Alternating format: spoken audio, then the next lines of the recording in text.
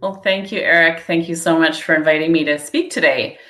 So I guess a very brief introduction. I am currently the Sustainability Director with Croptimistic Technology here in Saskatoon, and that's an ag tech company. But my history is in engineering and environmental engineering. And that leads me a bit into why I'm here today. So I was the CEO of an engineering consulting company for 6 years. And during that time, I kept coming across sustainability headlines, sustainability statements made by corporations. It seemed like it was popping up everywhere. In fact, during my tenure, it was the Me Too movement and Black Lives Matter, and these things popped up. And I honestly didn't know how to navigate the company around this world that was coming in front of us. And I did not have time to become an expert in sustainability. So now that I've left that role and become a sustainability professional, I've gone back and created this presentation to be, what do I wish I had learned when I was a CEO? What were the things I needed to know in order to navigate my business? And it's not just for CEOs. Anyone making business decisions needs to understand sustainability to a certain level so they can navigate their business within the risks and the opportunities that are in front of you. So I'm going to start. Why am I not advancing here? There we go. So I'm going to start with some of the headlines. You know, the kinds of things that I used to read and knew that they probably pertained to me and I should understand them, but never quite had the ability to really unpack them and understand how they impacted my business. So there's some really big things that have happened recently. In fact, some of these were just in the last couple of weeks. So the top one is the European Union reaches the deal banning climate neutral product claims. So this is a really big one because now they've finalized a law enacting a ban around erroneous claims of sustainability. So this is marketing saying you're climate neutral, saying you're net zero, so even saying you're green or you're eco. There's quite a long list of terms that you can no longer use to market your products. I mean, you can, but you're going to have to demonstrate an extremely rigorous full supply chain emissions reduction. Plus, it cannot come from carbon market offsets alone. So if you are actually going to show that you're reducing emissions, you have to show that you're reducing them through your own supply chain. So this is really big. Another really big one that's really recent is California lawmakers passed groundbreaking greenhouse gas emissions disclosure bill. And so what this is addressing is extremely large companies. They're talking billion-dollar annual revenues and up. But it doesn't matter if they're based in California, they just have to be doing business in California. And they're going to have to start publicly disclosing their full emissions. So all the scopes, which means your full value chain emissions. And that could be starting quite soon. So another one, this one's not quite as recent, but still within the last few months, is the EU has now approved a law banning imports of goods linked to deforestation. So this doesn't apply to every single good into the EU, but it's cattle, cocoa, coffee, palm oil, rubber, soy, and wood, and any products, of course, that use those in their supply chain. And so what this requires is if you're going to sell these markets in Europe, you're going to have an attestation that shows that you've done all your due diligence on the entire supply chain for that product, and there's no exposure to deforestation. And it goes, in fact, all the way back. It kind of can't have been deforested all the way back to December 31st of 2020. And this is going to start applying next December. And there's just this headline below. It talks about the kind of economic impact this is going to have. They're talking about 40 billion euros of commodity imports direct, and then 85 billion of derived products from those sources. So this is going to change global supply chains. So these are some pretty big things. Then we move beyond a couple of the environmental headlines, and now this is some of the social types of headlines that you might see. This one was fairly recent, about a month ago in the Globe and Mail. This is right here in Canada. Walmart, Diesel, and Hugo Boss face federal probe for alleged sale of items made with forced labor. So earlier this year, Canada passed a law requiring certain industries, again, not all industries currently, but to demonstrate that they are avoiding forced labor and modern slavery in their supply chains. So think the Uyghur, in China, we've got Of course, we've got issues with child labor and forced labor all over the world, but these companies now are having to show their entire value chain is not exposed to these kind of things. And then the Nike one, this is also, I guess this was March of this year, is investor pressure. So it's not always coming from regulation, but pressure on companies to demonstrate their full value chain is just becoming such an important topic. And I have one more headline before I move on. And this is now a few years old, but this is Costco commits to set full value chain emissions targets following an activist campaign. So we're moving beyond, again, not just direct emissions, but full value chain emissions. And I'll circle back to this one a little bit later with a bit more of a deep dive into Costco. So you don't even necessarily just see headlines as a business leader, you also see a lot of corporate statements. So these are just whether they're companies you work with or you just read about them. And so I'm going to use Maple Leaf Foods a little bit today. So this is a snip out of their most recent sustainability report. And this is just a cover. But I want to talk about this. So in their environmental statement, they've made this statement for their target performance. So we are proud to be the world's first major carbon neutral protein company. We have set ambitious science-based targets to reduce our absolute Scope 1 and 2 emissions by 30% and the intensity of our Scope 3 emissions by 30% by 2030, approved by the Science Based Targets Initiative. So you probably see wording like this, commitments like this all the time. Do you understand all these words, this terminology? Do you understand what they're committing to? And bigger than that, do you understand how this could impact your business? So, like I said, I created this presentation because I feel that no matter where you sit personally, if you're involved in making business decisions, you have to become aware of what's happening in sustainability.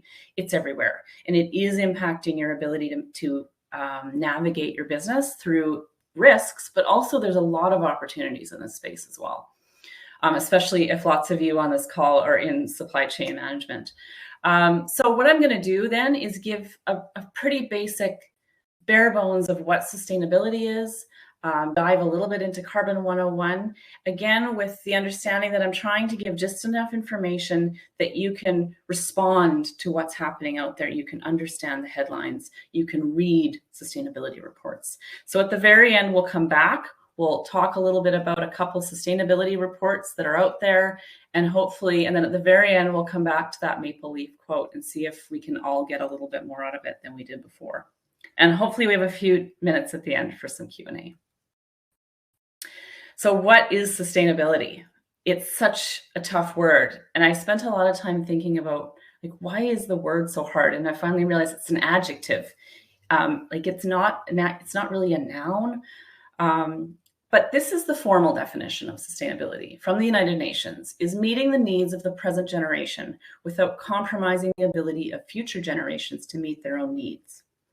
And a simpler African elder said, enough for all forever. So what it actually is a future state. We're trying to get to some future state where we have enough for all forever.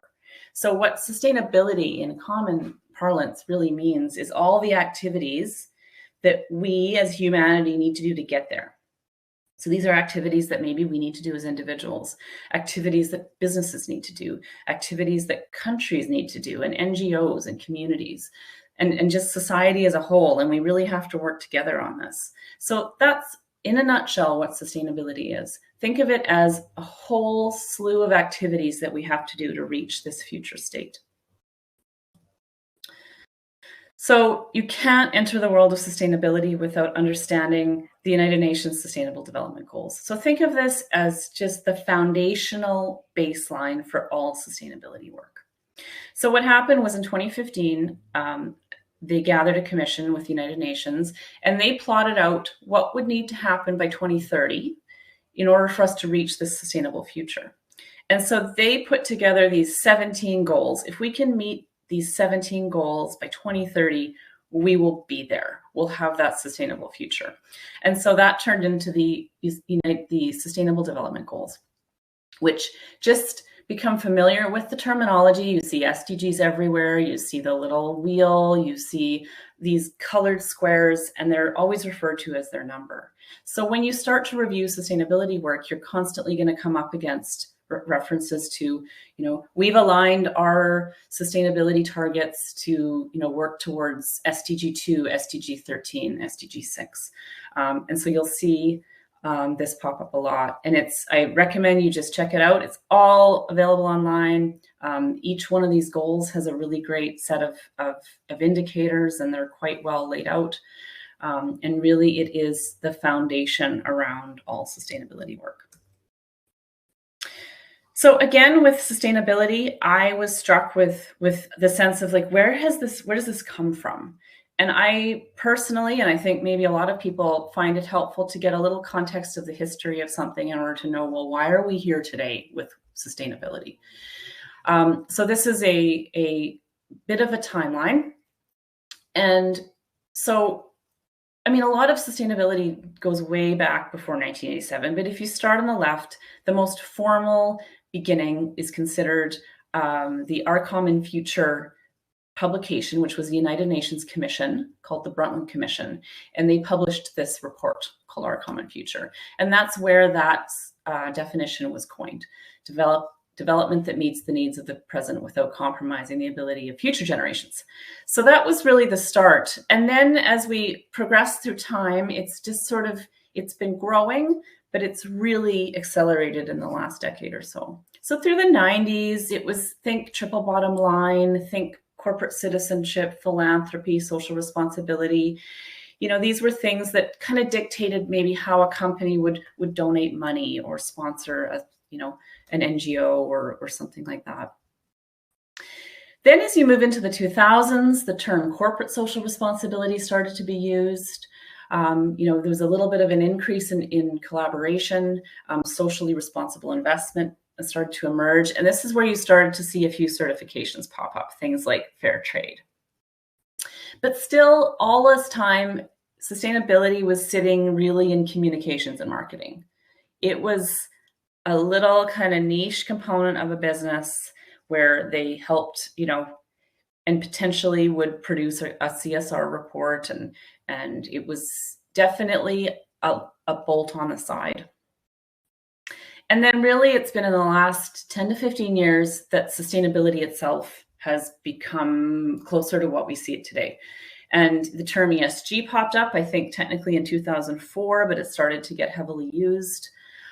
We started to see the indices, companies being sort of ranked with how sustainable they were being, and then a lot more busyness. And that's all I really want you to take from the upper half of this slide, is just how busy things are getting. And this isn't even close to the amount of frameworks and guidance and acronyms there are in this space. It's really like an avalanche, like a tsunami of things. And then lastly, there's starting to be a movement that I really, really like, and that's the movement around purpose. So purpose is not, I believe, going to replace sustainability as the word for what this work is.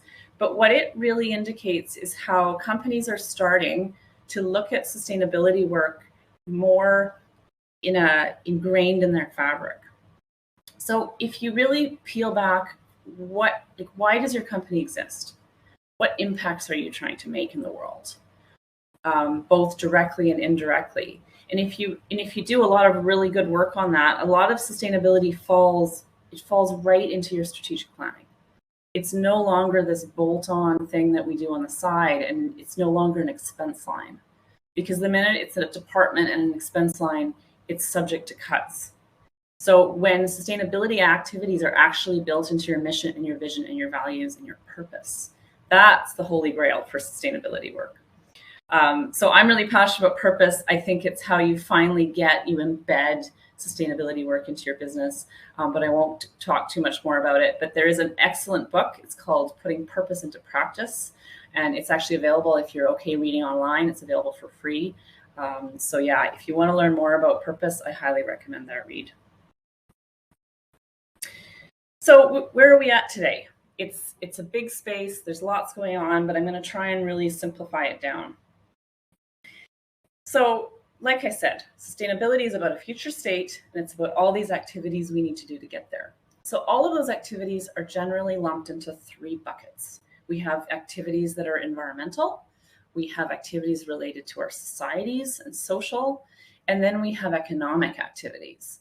And I find a lot of sustainability seems to have be forgetting that economic sustainability is foundational. So you look right in the SDGs, and a lot of them are like having good quality work, being, economically sufficient. Like an ideal future for humanity is one where you have money, you're secure.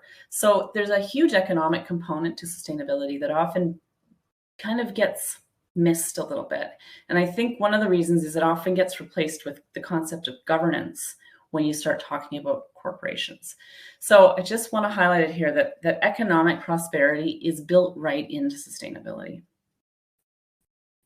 So a couple models, just so that you're familiar with them, so that you know when you read this, what they really mean. So often these 3 buckets are represented in a basic Venn diagram. So you've got, if you're a company and you're going to do good things for the environment and good things for society and good things that make you money, well, where do you find the activities that do all 3? So that's in the middle, and it's called shared value. So you're going to hear that term a lot in sustainability work. But the criticisms that I have with this model are there's not a lot of overlap. It looks like it's a fairly narrow set of activities where you can find shared value. It's almost like the bullseye on a dartboard, hard to get there. And I think that's unfair. And then the other limitation, I think, to this model is it doesn't help you as a business leader prioritize. Where do you start in all of these different activities? So a slightly better model that I think is starting to move in the right direction is this one. And you see it's the nested dependencies model. So here's where they do the first really, really good thing. And that's they say, well, the environment is fundamentally a boundary condition. We live on one planet. There's only so much we can do. So really, we have to fit everything within this planet that we live on. So that's our outer boundary. And then we have to fit our societies in there. And then lastly, once we have all those things locked in, let's find economic value. So this is better, but this is even better. This is called the donut economics model. And this is a book. I encourage you to read it if you find this interesting. But this is where they say, okay, we agree. The environmental is an outer boundary condition. Let's call it a ceiling.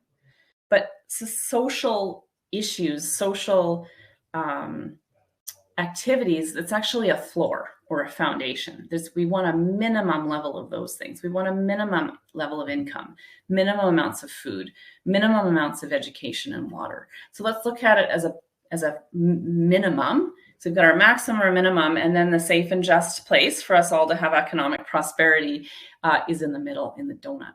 So I really like this model. Again, you're going to hear reference to all of these things when you start reviewing sustainability reports.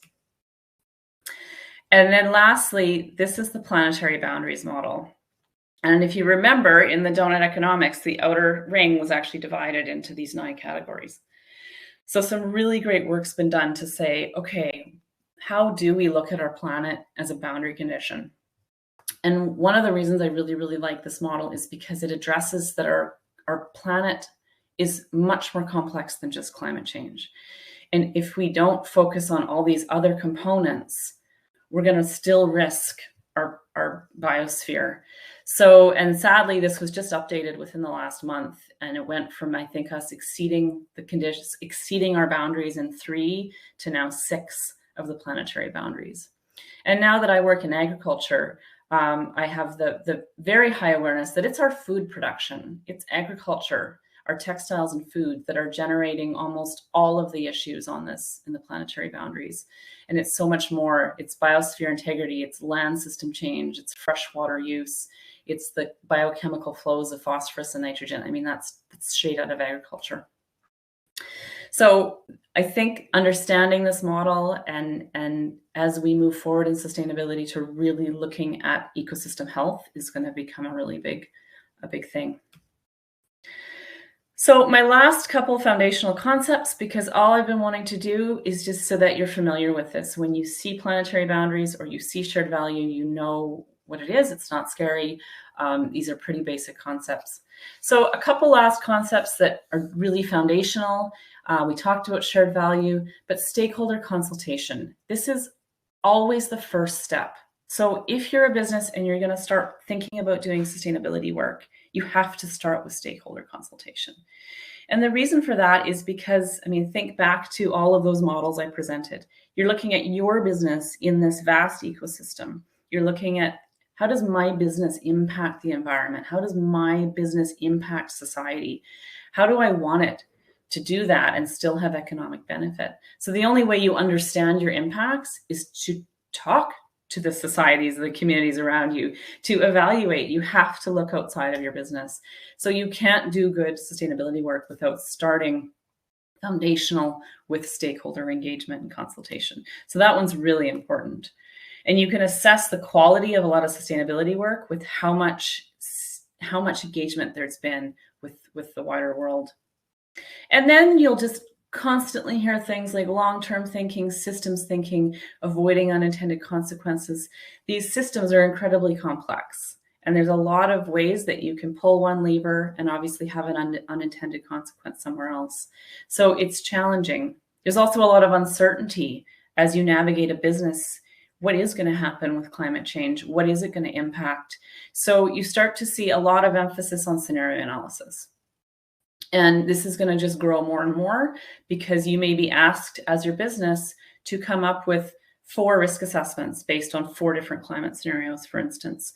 And so understanding concepts of scenario analysis are also really foundational. Okay, so that's really the basic concepts I think will help you a lot. So next, let's just move to what is ESG.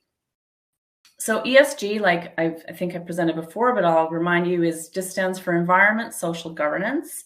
And what it really is when a corporate does sustainability work, they often call it ESG because generally you're reporting in these 3 categories. But it's also often process and a product.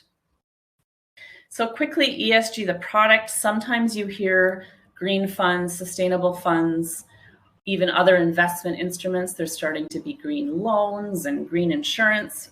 There's lots of different instruments out there that are related to sustainable activities. So that's kind of the product, and sometimes that's also what ESG refers to. But by and large, the process is what's really interesting. And this is where, like again, a company decides to do sustainability work. And so they go through a process to report on what they're doing. And so when you build that report, all that's in it is additional information that you want to help your investors or even yourself as a company to understand the risks and opportunities. And what they address is things that might be material to your business, but are not well illuminated by financial statement-based analysis alone. So ESG is really just information you're putting out there.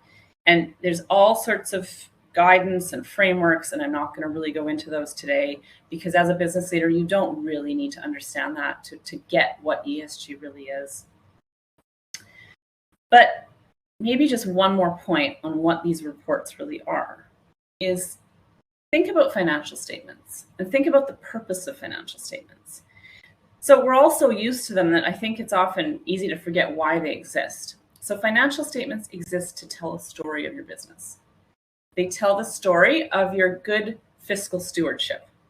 And what you use them for is to tell that story to usually your owners or the primary audience. You want to prove to them that you're handling their money well and you're going to continue to actually earn them more value. But your financial statements, you also give to your bank. You give it to all your other capital providers. You use that story to persuade people that you are a good steward to your business.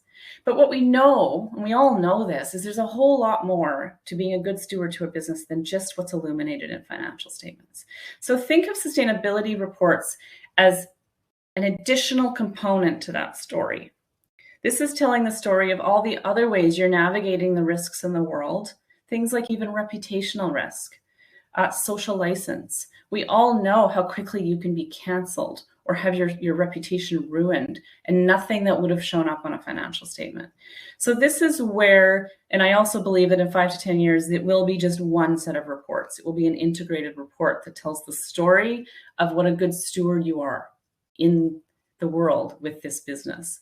So as my last thing, that's sustainability reports aren't complicated. They are just this extra piece of information that tell the story of your business.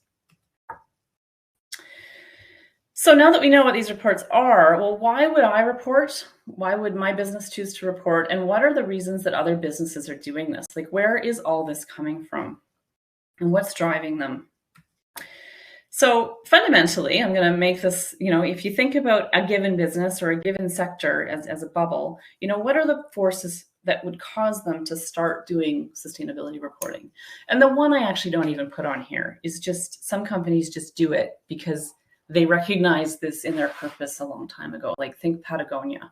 They've been doing this type of work forever, and they chose to be a leader in it long before anyone made them do it. But for everybody else, you may need a push, and these are the things that are pushing companies to do sustainability work. So the obvious one is regulation. As I started, there's a lot of regulation coming. There's a lot of regulation in existence. Think of oil and gas companies. They are regulated to report on their emissions. Shareholder pressure. This has been a really big one for the past decade. Think that Costco headline, it was shareholder activists that pushed Costco to make changes in how they report on their emissions.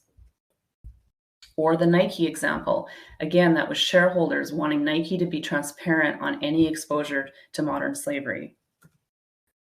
Industry associations. I really like this one. I think we don't utilize this one enough, but you see this in the mining industry a fair bit. You cannot be a member of the Mining Association of Canada, for instance, if you've not set a credible emissions reduction target. So we love peer pressure. We know it works.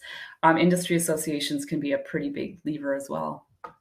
So the orange ones were ones that are like obvious and they're direct. So now these next green ones are ones that are like a tier 2. They're one step back, but they're still going to be impacting companies and more. So recent regulation changes and guidance in the finance sector. So OSFI has guidance for all, and these are federally regulated banks and insurance companies in Canada. And so they now all need to report on their climate risks. And when they look at their climate risks, they're looking at their portfolios. What's the likelihood of a company defaulting on a loan because it's too exposed to climate risk? So they are digging down into their portfolios, which means they're going to come talk to you if you work with a bank or an insurance company. And then same with the securities regulators, both in Canada and the US. It's not finalized yet, but they're looking to put in regulations around climate risk reporting for all publicly traded companies. So again, you may not be a publicly traded company, but if you work with one or there's one anywhere in your value chain, expect them to start to care about you. The European Union and their Corporate Sustainability Reporting Directive, they are now any company, no matter public or private, of a certain size, and it's not super big, I believe it's about 40 million euros and up in revenue, need to do sustainability reporting. And of course, that means starting to look at transparency in your supply chain. So if you work with any of these companies, this could be impacting you. General just supply chain regulation. So anywhere in your supply chain, if there's regulation, again, it's going to filter to you. And then lastly, if anyone in your supply chain is setting corporate targets for any of these other reasons, it's important for you to know it. And we'll show some examples in a little case study. So there's lots of reasons, and they're growing every day. So what I advocate is, as a business, start thinking about, if you're not already doing sustainability reporting, you should start thinking about it, because you can't just start doing it today. In order to do a greenhouse gas emissions inventory, you have to figure out how to even get the data to start measuring, to get your first baseline year. You've got a 1 to 2 year runway to get this done. So start thinking about it if you haven't. So I also like to give some basic terminology, because you cannot review sustainability reports or navigate without knowing a lot of these basic things. I mean, obviously, I hope all of you know greenhouse gases and GHGs, and that acronym doesn't ever make you wonder. UN SDGs, like I said earlier in my presentation, just you need to know this acronym. You're going to see it everywhere. You see reference to the Kyoto Protocol and the Paris Agreement, and a lot of this relates to alignment with, you know, like a large corporation or a country will often set, say, an emissions target in alignment with the Paris Agreement. So it kind of trickles down into a lot of it's those, you know, are you going to reduce by 30% or that sort of thing. The Task Force on Climate-Related Financial Disclosure, TCFD. So this is one framework that I do recommend you learn a little bit about. And the very next slide, I'll give you a resource, because this framework is being used to guide a lot of that regulation. So for instance, the securities regulators, their regulations will be following this TCFD style disclosures. Same with the OSFI. It's being embedded in a lot of the guidance. So, you know, the way that they want things reported, it's good to understand. You need to know your emissions, your scope 1, 2, and 3, and I'll go through those because you have to have those off by heart to really interpret what people are doing. And then terms like net zero, carbon neutral, I'll talk a little bit about those. I'm not going to touch on sustainable finance, but at least know the terminology. If any of these terms confuse you, I would recommend just do a little searching so you know what they all mean. So here's a CEO guide to TCFD. It's 10 pages long. It's great. You can just get a really high level overview of what it is. And if you're only going to read one page, read the page I've shown here, which shows this table. And the other little exercise I recommend you do when you read this table is anytime you see the words climate related, just reread the sentence and remove it. And you'll realize that what TCFD is just a really good strategic framework to just run a business. It's all about risk assessment. And whether it's climate related risk or any other risk, if you are running your business this way, you're going to have a really strong business. So it's a great framework, and I recommend you check it out. Okay, so you need to know your greenhouse gases. You obviously don't need to know all their names, but what they are, there's 7 of them. We obviously hear mostly talk about CO2, but methane and nitrous oxide are big. And now that I'm in ag, they're even way bigger than CO2, and they're huge components actually to our total emissions. So scope 1, 2, and 3. I'll try and make them super simple so that if you didn't really get them before, hopefully it will be really clear today. And then I recommend if you still struggle with them a little bit, just write them on a Post-it or something and have them by your monitor at work. So scope 1 is as simple as think about your company and the things you own and run and your buildings. Do you actually make gases? Do you own vehicles that run internal combustion engines and actually generate CO2? Do you own generators and burn diesel and actually generate CO2? Do you have a bunch of refrigeration in your business and you're generating HFCs? You know, do you have natural gas furnaces? Are you actually am I actually creating a gas? That's scope 1. Scope 2 now is the easy way to think of this is just purchased electricity. By and large, for most businesses, that's all this ever is. And depending on where you are, it's really easy to find what your grid mix is and calculate your emissions from that. Some businesses purchase steam and purchase heat as an energy source. That's not nearly as common, especially here in Canada. So it's generally, don't think about it, just think of it as purchased electricity. So scope 3. So scope 1 and 2 are probably pretty easy once you think of them to picture for your business. What is scope 3? So these are the indirect emissions that arise from all the activities from sources that are owned or controlled by others. So it's your whole value chain emissions, upstream and downstream. And it's considered rule of thumb that out of your entire footprint, this is 70% of your emissions come from scope 3. So if you think about your cell phone, if you look at the environmental footprint, the emissions that were generated because this phone exists, even me using it, and then when I finally recycle it, that's the scope, the scope 3 of this phone are 70% of the emissions or more. So you have to consider scope 3 in an emissions footprint.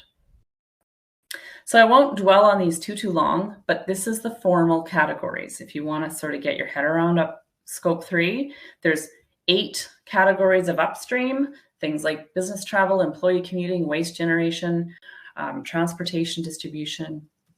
Downstream, these are I think it's 7 categories. There's your investments, downstream distribution, and obviously, like I said, even end-of-life retirement and use of sold products.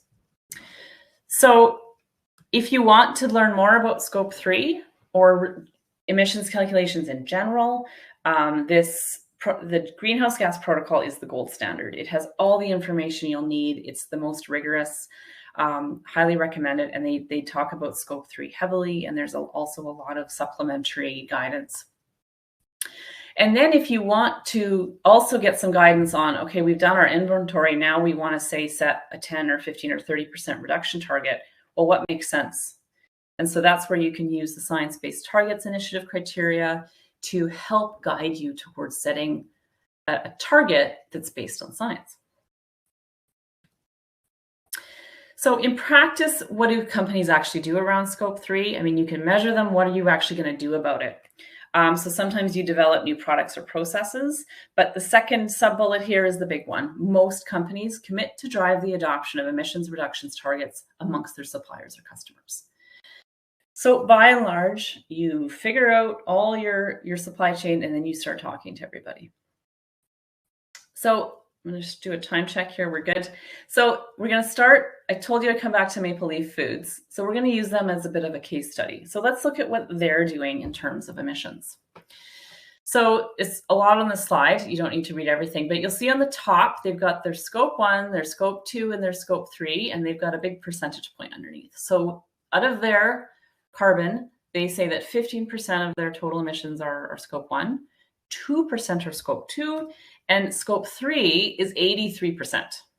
So that's even more than that 70% rule of thumb. And then what I like about the way that Maple Leaf Foods has reported it, they've actually got all their main categories, and you can see by the size of the dots where their emissions are coming from. So the biggest dot by far is their feed and crop production, which ag is ground zero for sustainability. And there you can see it right there. It's coming from methane emissions, nitrous oxide emissions, fertilizer production, all that kind of stuff. So if, say, Maple Leaf Foods sets a Scope 3 emissions reduction target, well, they're going to start talking to every one of these little bubbles. And they're going to, of course, start with the biggest ones first. So all of their suppliers are going to get a phone call from Maple Leaf Foods. And that's how these things really work. So let's go back to that Costco headline. So I told you that Costco committed to set a full value chain emissions target following an activist campaign. So it's interesting, you go into their sustainability report and you can pull out their baseline year was fiscal 20, and they did an emissions inventory. So if you look at the wheel, you'll see a little slice of yellow and a little slice of red, and that's their Scope 1 and 2. All the rest of the wheel, 98.2%, is their Scope 3. So now it starts to make sense why maybe their shareholder activists were right, that anything that Costco did around reducing Scope 1 and 2 emissions was really just greenwashing. 98.2% of their emissions are Scope 3, which when you think about it makes sense. Costco doesn't make anything. They don't even necessarily transport it. That could be third party. So they've got huge amounts of their value chain are in Scope 3. So what are they actually doing for their commitments? Currently, if you look on the right-hand side here, the 2022 update, they're going to try and reduce their Scope 1 and 2 by 39% by 2030, but they haven't even disclosed what they're going to do for Scope 3 yet. So it's coming in December. So I will be checking in and quite curious what Costco decides to do. However, again, this is all in their sustainability report. If you pull up this part out of their merchandising, you can get a pretty good idea of what they're planning to do. So the first one is they're going to support their suppliers to advance along their sustainability maturity curves. So they want 40% of their top 500 suppliers reporting on Scope 1 and 2 by December of 2025, and they want 25% of those top 500 on their Scope 3 by 2025. So I sure hope that those 25% are already well on their way, because like I said, it's not something you just do in a short amount of time. They're also going to engage with their suppliers, and note the language here. They're going to support their suppliers and engage with their suppliers. And yes, obviously they're going to work hard.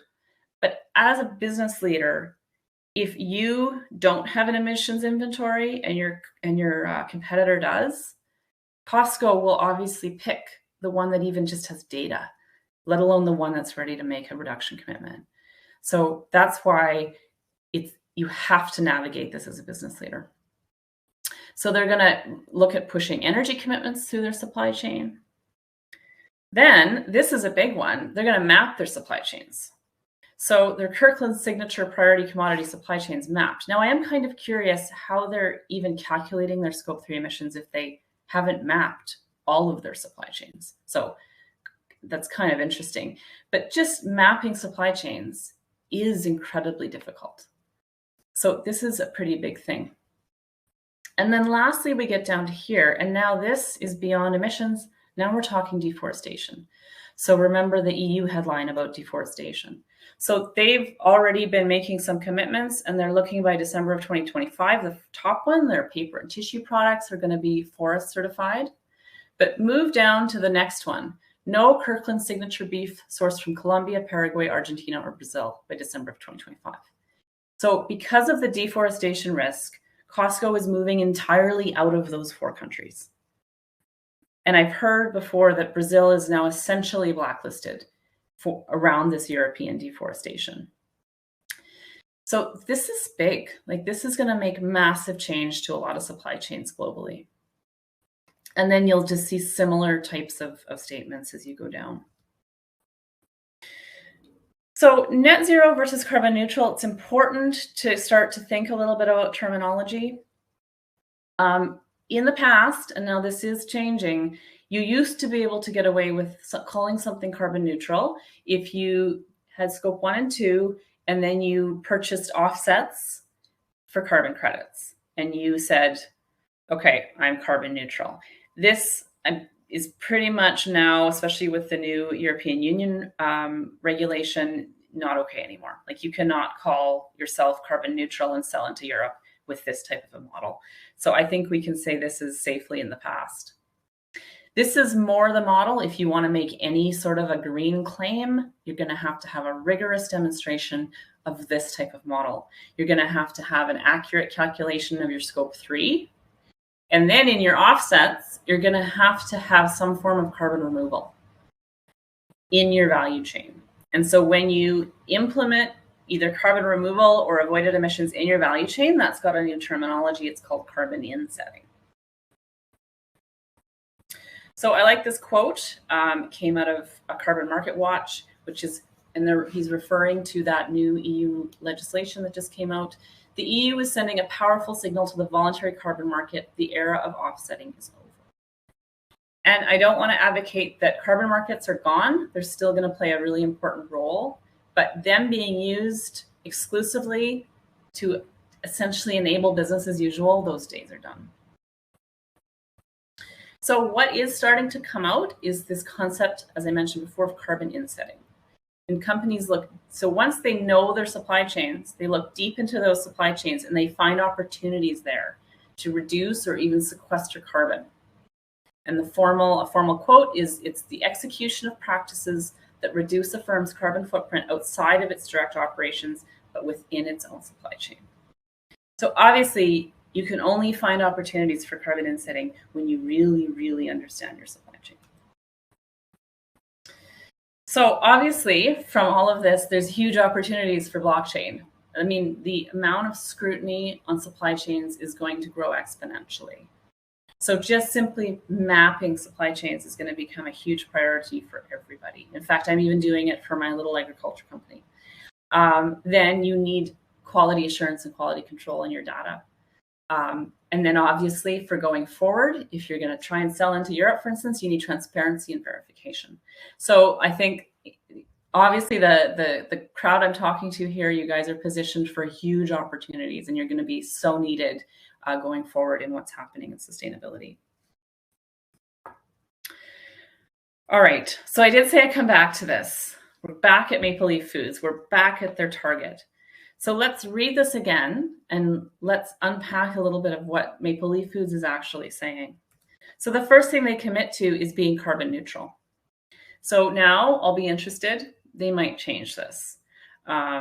It could be now that this will be removed from their target. But up until now, they're claiming to be carbon neutral on a certain component of their products. They've set targets to reduce their absolute scope 1 and 2 emissions by 30%. So now we know that's their direct. And if we recall, that was about 17% of their total emissions. But they're going to reduce their scope 3 emissions intensity. That means per product. So still allows you to grow a little bit, but that's okay. They're still setting a target around scope 3 emissions, reducing them by 30% by 2030. So again, you know, remember all the dots. They're going to talk to every one of their suppliers, and they're going to need 30% reductions. Like, that's pretty big. And then the last one I'll highlight here is approved by the Science Based Targets Initiative. This is really important. That means they have had their targets reviewed and verified by the SBTI. So you can get some confidence that this is not greenwashing, that they're going to do this. So there's a lot built into statements like this. And I hope that now that we've talked a little bit about this, you can go review a sustainability report. And that's what I leave you as some homework, is I encourage you to go find the sustainability report for your key client or one of your biggest clients. Or perhaps it's one of your biggest suppliers. Or maybe even one of your competitors. And better yet, review all three. And I want you to just review the top things. They're actually relatively simple to read. You can skim them and figure out what could impact your business as a supplier or a client or even a competitor with one of these companies. And that's it. So I guess I would love to hear some questions and thoughts from everybody. Fantastic. Thank you very much, Bonnie. Great comment from Stephen here. Hopefully, Stephen, you got a bit of the answer. Companies are completely overwhelmed by collecting this data. It is currently not part of their information data flows, one of the main hurdles. I think you spoke about that, right? Map your supply chains, talk to your suppliers, get the information. Yeah, and I just agree. I actually feel really bad. The company I was a CEO for was a small business. You don't have the capacity to hire a consultant to do this. It's huge amounts of overhead. So I do worry actually that we're going to create environments where small and medium-sized businesses are no longer competitive because they simply can't get the data that their big clients or suppliers need them to generate. So I don't know the solution other than I think if you're a large corporation and you need this information from your suppliers, you need to be prepared to shell out some money and help them do it. I think just expecting them to do it is not going to bring the outcomes you want. Good point. Do we have any questions from the audience? Because I have a few. But it's not about me, is it? All right, as folks type in their questions, if you have them. Yeah, for sure, Stephen. Hold on for a second. Unmute you. Go ahead.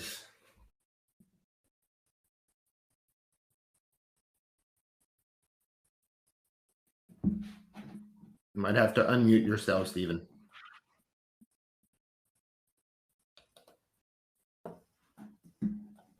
There you go. Is my microphone working now? Yes, sir. Okay. Thanks. I just thought it'd be quicker for me to ask the question. Thanks so much, Bonnie. This has been such a great session. I guess, sorry, I think I've got so many questions, but one of them is, and certainly when we talk about the hurdles for small, medium-sized and small companies, especially in our agricultural systems, I'm wondering if there's a place for government to play to help create standards and processes for our supply chains to be able to communicate, the data that's required. We talked about blockchain as being one of those technologies. However, I'm not necessarily seeing a ecosystem being built that's going to allow companies within and across supply chains to start communicating this data. Do you see any initiatives or momentum in that area? Yeah, I mean, that's partly what I'm working on within my ag tech company is trying to come up with a simplified sustainability report that farmers can use to access the world around them. And, it comes back to my analogy, which these should be akin to financial statements. So for instance, what farmers are finding is they're being asked by 5 different people to do 5 different sustainability reporting things. It's an app from one buyer. It's a questionnaire and a quiz from another buyer, and they don't have, who has the time? And I think you want to own as a business, that would be equivalent to your bank asking you to sit down and fill out a 3-hour questionnaire on your financials, your insurance company asking you to fill out their app every time you have a transaction. That's not how financial statements work. Sustainability should be the same. It should be one report that's standardized, that you go, here, you have your own questionnaire, you fill it out, all the information you have in this here. And so I'm trying to build that for farmers but it should be the same for everybody. It should be really standardized, simple. It doesn't cost that much to get a basic set of financial statements done as a small business, right? We all do it. It's standardized. We really need to accelerate the standardization of this and the simplification of it. But yeah, what's out there? I do think there's a space for governments to help. But I do think there's a space for industry. Right now, I think a lot of it's left to, we'll just let the market decide. If we'll put out an RFP, whoever can satisfy it, we're going to hire them. And soon enough, all the small players are falling to the bottom. So yeah, I don't think I had a solution there, but it's definitely a big problem. Right. So thank you, Stephen. Supreet is asking, given the economic environment or the current economic environment, what's your perspective on whether companies are more likely to deprioritize sustainability initiatives in favor of short-term financial gains? Yeah. And how they can strike a balance between the two? Money talk. Well, I think it does, but I don't have, that's why some of this regulation that's coming out of Europe, for instance, you won't have a choice. You can choose to deprioritize it within your own business, but you're still going to have to report on what you're doing. And then you may be open to competition amongst suppliers who are trying to supply into the same, these major people trying to sell into Europe. And whatever is happening in Europe, you can generally expect it will probably happen 5 or 10 years later here in North America. They tend to set a lot of precedent around, especially sustainability work. More and more, there's instruments being created, like whole taxonomies. So you may find that investors aren't coming to your door if you've avoided all the sustainability type of work. So at this point, there's enough of those, think of my circle with all the things pointing in, there's enough pressures on companies that it would be pretty hard to make a decision in a business that its lowest risk is to do nothing. I think you have to do something. And it starts from the consumers too, right? You mentioned that circle, everybody feeding into it, Yeah. Amazon deforestation, dolphin-free tuna, organic, fair trade, you name it, right? That's a big consumer push, and consumers will pay more sometimes for product that is more responsible. Yeah, we hope so. I know, again, in ag, that's the big question, is especially with food security and inflation, people don't want to pay more for food. And yet there's the true cost movement, which is kind of interesting. You can Google it. They look at all the extra, if you actually put the externalities into food costs, how much more, say, a coffee bean would be, when it triples in price. Are we prepared to pay that? Because that's really paying the true cost of some of our food. So yeah, I think looking yourself in the eye and going, do I really believe in some of this? I have to start shelling out. Yeah, it's a tough one. Quick question on scope 2, right? You mentioned scope 2 is your electricity, but electricity comes from different sources. How do you navigate the information that's needed there. In Quebec, it's hydro. In other parts of Canada, well, it's generally, not. generally, especially in Canada, your energy mix data is really easy to get. You know, you can just, whoever you're buying it through will be able to give you a pretty good emissions estimation. And you guys in Ontario and Quebec are blessed to have some of the greenest grids in the world. So that's a pretty low number for you. But yeah, it's fairly easy to find. You know, we don't have a lot of private electricity suppliers. So here in Canada, it's pretty easy to find. What are your thoughts on, I don't know if you read on it or you saw it, but Apple last week or 2 weeks ago launched a series of new products, right? The new iPhone's out, the new iWatch or the Apple Watch is out, and they touted the new, I think is the Apple Watch Ultra 2. Yes, I'm a fanboy. But they touted it as their first carbon neutral product. Did you hear about this? I did. And I did like their video. Well, good, like, right? You know, it was, I did like it. I guess though, you know, and when you dive into the discussion, for instance, about the EU regulation around greenwashing, like fundamentally, we have to, though, as consumers, realize like there really isn't such, like the minute you buy something new, like, and I have an Apple Watch too, like I love it, but I can't, we shouldn't be deceiving ourselves and thinking that there's no environmental impact or somehow Apple is offsetting those emissions somehow, you know, unless they're somehow fully recycling from a complete renewable energy source. Like, I don't know all the details of how they're making that claim and what rigorousness there is. But I just think part of it's just all of us. We have to quit deceiving ourselves that getting on a plane isn't bad for the environment. Like, it is. You know, buying a new iPhone, it is. So let's just try and reduce the amount of times we do some of those things. And I think what the EU is doing is good. There's just time and a place to make environmental claims, and other times you just need honesty. So, yeah. But I'll keep using my Apple Watch. Absolutely. Nope. I haven't even on.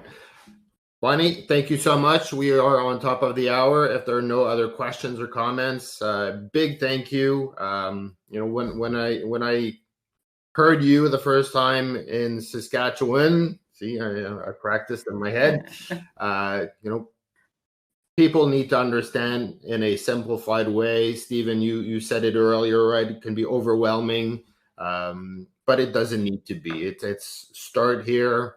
Look at the tools. You gave some great QR codes that I scanned along the way. Be reading into those. We can share the presentation too, and you know, just start somewhere, I guess, right? Yeah, that's the thing. And I really encourage reading some sustainability reports. You learn so much by just reading them. And yeah, and they're usually pretty interesting. So that's my homework. Awesome. Thank you, Bonnie.